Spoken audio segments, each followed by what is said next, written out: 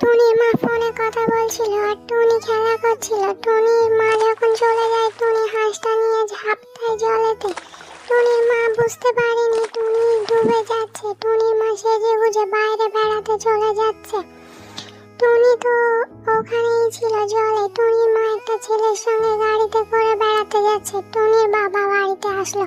টুনির বাবা টুনির অনেক ডাকাডাকি করছে কিন্তু টুনিকে খুঁজে পাচ্ছে। হাই আল্লাহ, আমার টুনি কি হলো?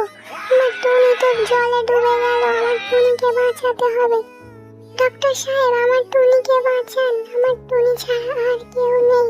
টুনির মা এদিকে অন্য ছেলের সঙ্গে মস্তি করছে। টুনির বাবা ফোন করে বলছে টুনি কোথায় আছো? টুনি তো এদিকে জলে ডুবে গিয়ে হসপিটালে ভর্তি আছে। টুনিকে দেখতে আসছে টুনির মা।